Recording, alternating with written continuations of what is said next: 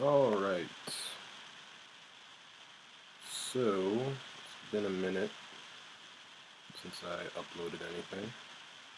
The reason why essentially is just because I was still vacillating between types, and essentially I was like, okay, once I've settled on something for a week, I'll upload something about where I am at that point.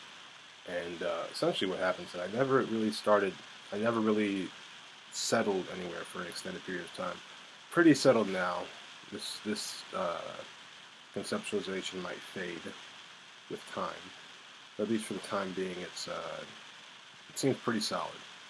Um, so if this is the first video you're watching, I've already made two videos in the My Type series, part 1 and part 2. Part 1 was me thinking maybe I was an INFJ, part 2 is me thinking maybe I'm an ISTP, and this video is going to be me thinking that I'm probably an ISFP. That's going to be a bit of a shift from the last two videos, going from beta quadra to gamma quadra in socionics notation. Uh, but I'm using different definitions. I'm not using the same conceptualization scheme that I was using before, which should get people hopefully more on board with where I'm at with my type at this point. So it's going to be similar in structure to the last two videos. This one's going to, yeah, I'll be talking more about my life as a whole and how that fits into my type pattern. It's not going to be something that's, I'm not going to be, I don't have much reference for I do have some reference for current behaviors I'm engaging in, but not too many, as much as I did last time. But I think that's good because you want to have a large overview in order to kind of understand the patterns in the long term. Because if you're looking, the more granular you look at, if you try to type yourself over the course of what you did over the last minute or the last hour, it's going to be harder than typing yourself over the course of your own lifespan, which is what I'm doing now. Yeah. All right. So definitions that I'm going to be using. For S versus N, I'm just using physical versus abstract, which is pretty standard. And what I mean by physical is stuff you can touch, things that are tangible, have mass, color, all that type of stuff. All those characteristics, I guess you could say. Abstract, what I mean by abstract is stuff like our ideas, and not like possibilities. I mean ideas, like typology, for example, is abstract because it doesn't have a cognitive function or type does not have a physical form. It's a abstract concept as opposed to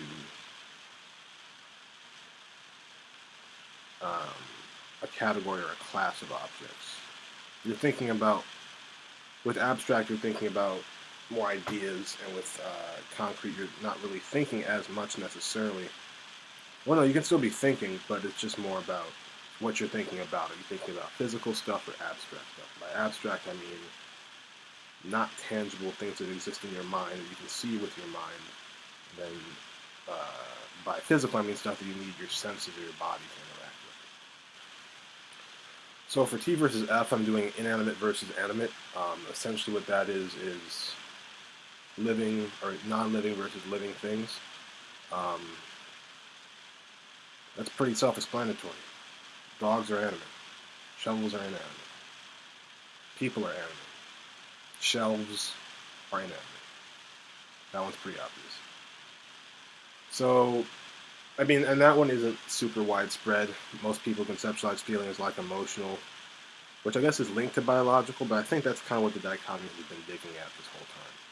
And there's a couple different groups that are conceptualizing it in similar ways. People will do people versus things. Typology groups will say things are corresponding to thinking and people are corresponding to feeling, which is pretty close, but I think it's really just animate versus inanimate. And people versus things, I think that's more NF versus ST. Because people are kind of abstract. We have names, we have minds, we have souls in some people's opinion. And then we also have these things that are just lying around that are physical. That's what most people mean by things. They're not talking about ideas. So I think that's what that dichotomy is more pointing at. So for J versus P, it's really just externalizing versus internalizing. The way I'm thinking about that is as a combination of introverted perceiving and extroverted judging produces an externalizing behavior, and the combination of introverted judging and extroverted perceiving produces an internalizing behavior. So essentially, if you look at those things as lines, they're going in opposite directions. With essentially introversion over here. Gotta make sure. Yeah. Well, I'll just put, I don't think it really matters. I'll put P on the bottom going this way. Introversion over here. J on the top going this way. And E over here. And that's kind of giving a hint as to where I'll be going with E and I. But essentially, you're taking in with your perceiving functions. So it's like the input is coming in through here from the internal, and it's traveling out and going out with the external judging function. With perceiving, your input's outside of yourself, and it's going in because you're taking it in and you're outputting it into yourself with your introverted judging function. I should probably do a diagram on that later, but that's kind of how I'm looking at it, as J versus P, externalizing, internalizing. E versus I, that's just external versus internal activity, essentially. It's just the different sides. Like, I look at the kind of the temperaments or the energetics or the JE, PE, JI, PI is kind of like a square with those functions as points. E and I are on the sides, J and P are on the top and bottom. And so E is just external input, that's a good way to look at it. External input, external output. I is internal input, internal output. And then go back and over what I was saying earlier about J and P. J is internal input, external output, and P is external input with internal output. That's how you get the externalizing and internalizing, the external and internal activity. Okay, so now to talk about essentially how that plays out in my experience. And so first I'm going to go through S versus N, T versus F first. So when I was a young lad, essentially I spent a lot of time reading about animals, thinking about animals, pretending to be animals, physical, animate things. Not quite people, but they're still physical and living. They're physical, biological systems. And a good way to look at it is just essentially I was more interested in physical things and abstract things. I was more interested in living things than non-living things. I wasn't into like tools. I could do math, but I wasn't really into math. I sharpened sticks every once in a while, but that wasn't my main thing. My main thing was like biology. I wanted to either be like a paleontologist, and it was a biologist, and it was a biological engineer. All biology, all physical, animate systems. That's where I get the SF from early on. Now this takes a similar track as my last video where I go into like the oscillations. So that's kind of like an oscillation. It's like an SF oscillation.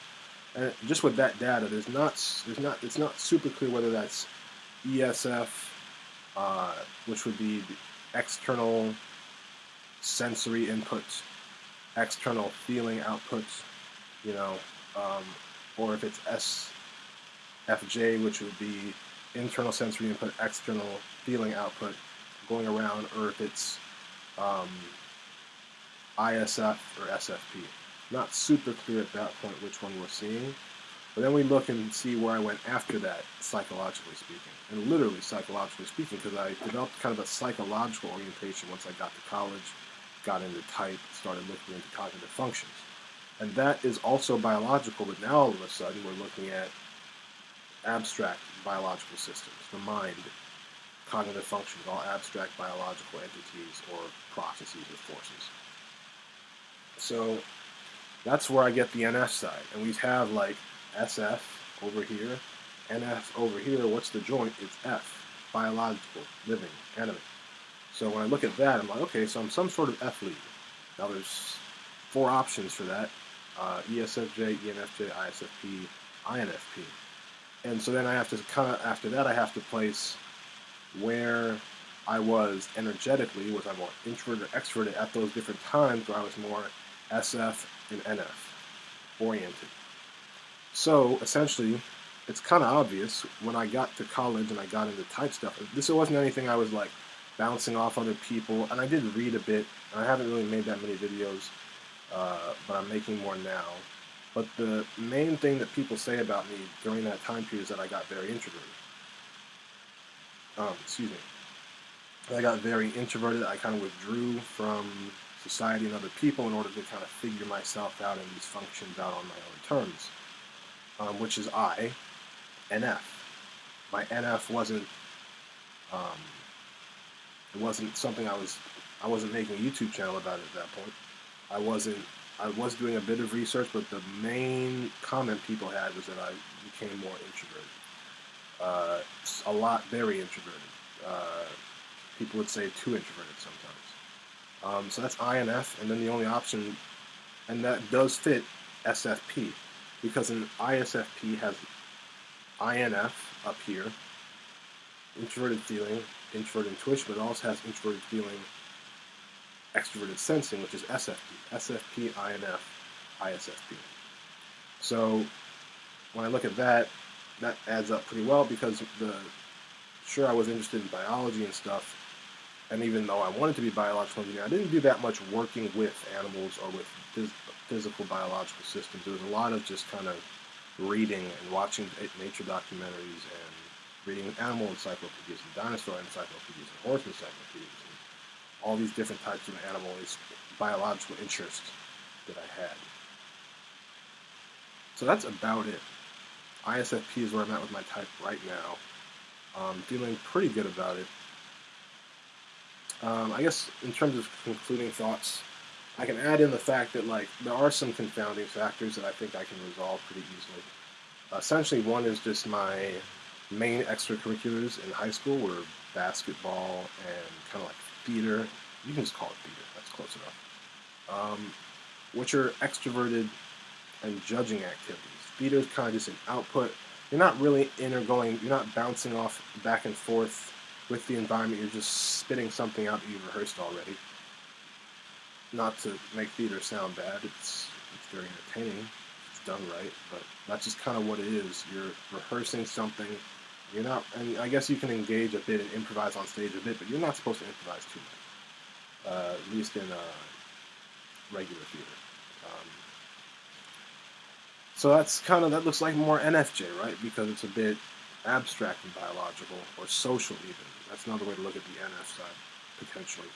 In basketball, you can look at that as more biological, potentially more, because these are things like that.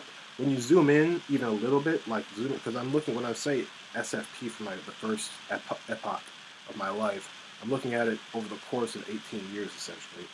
And I'm just saying, over the course of those 18 years, we're seeing more more interest in S, and more interest in T or F, and you get SF. When you try and look at the individual activities, and you try and look at okay, was basketball S or N? Was it T or F? Was it J or P? Was it I or E? That gets a bit more fuzzy because you have to zoom in and you lose a bit of the pattern, the general pattern. But even I justified that I was good at basketball, I was good at theater. Objectively speaking, I got accolades for both. I think the thing is with that, essentially, I have to look at, an ISFP is going to have F at the top, period, potentially. So maybe you're going to see high aptitude in both of those areas. Just had a thought, because another way to look at where I'm at right now with my type is that ENFJ is another option, just because I went from a more extroverted biological interest to a more introverted psychological or social interest. That's a way to look at it.